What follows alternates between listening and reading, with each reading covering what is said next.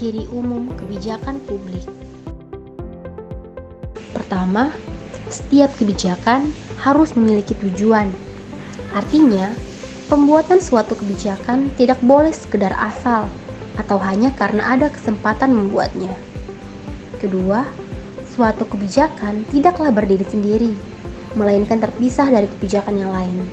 Akan tetapi, ia berkaitan dengan berbagai kebijakan dalam masyarakat. Ketiga, kebijakan adalah apa yang dilakukan oleh pemerintah, bukan apa yang masih ingin atau dikehendaki untuk dilakukan pemerintah. Keempat, kebijakan dapat berbentuk negatif atau larangan, dan dapat juga berupa pengarahan untuk melaksanakan atau menganjurkan sesuatu. Kelima, kebijakan harus berdasarkan hukum, sehingga mempunyai kewenangan untuk memaksa masyarakat agar mengikutinya. Menurut Anderson, dalam Mustari 2015, mengelompokkan jenis-jenis kebijakan publik menjadi 1. Substantif polis, dilihat dari substansi masalah yang dihadapi oleh pemerintah, sedangkan prosedural polis dilihat dari pihak-pihak yang terlibat dalam perumusannya atau polis stakeholder. Yang kedua, distributif polis adalah suatu kebijakan yang mengatur tentang pemberian pelayanan atau keuntungan.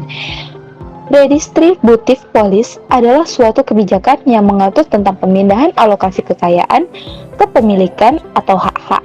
Dan regulator polis adalah suatu kebijakan yang mengatur tentang pembatasan atau pelarangan terhadap perbuatan atau tindakan.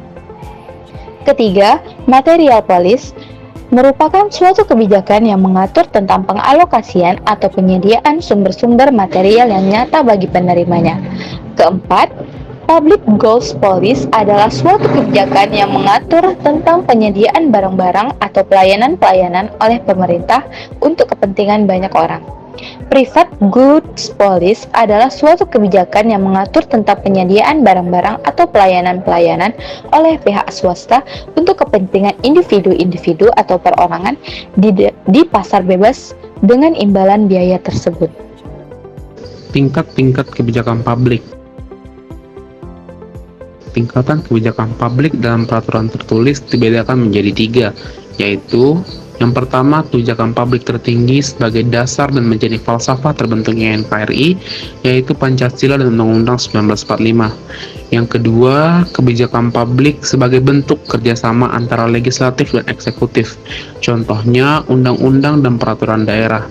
Yang ketiga, kebijakan publik yang dibuat oleh lembaga eksekutif saja, contohnya peraturan pemerintah, keputusan atau peraturan presiden, dan keputusan atau peraturan menteri.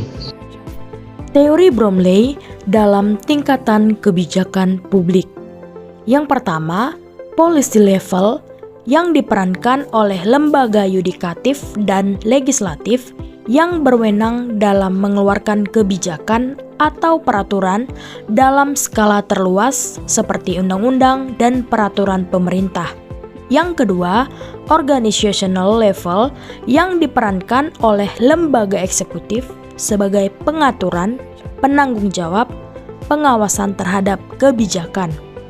Yang ketiga, operational level yang dilaksanakan oleh satuan pelaksana seperti kedinasan, kelembagaan, atau kementerian. Selanjutnya, tingkat kebijakan publik juga dapat dibedakan dalam beberapa lingkup, yaitu yang pertama dalam lingkup nasional terbagi menjadi 3, yakni kebijakan nasional yang merupakan kebijakan yang bersifat fundamental yang tertera dalam pembukaan Undang-Undang Dasar 1945.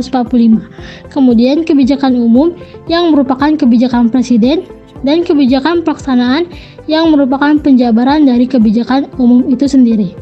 Lalu, dalam lingkup wilayah terbagi menjadi kebijakan umum pada lingkup daerah yang merupakan realisasi dari pelaksanaan perda atau peraturan daerah, kemudian kebijakan pelaksanaan yang berkaitan dengan desentralisasi dan dekonsentrasi, lalu yang terakhir kebijakan pelaksanaan dalam rangka tugas pembantuan.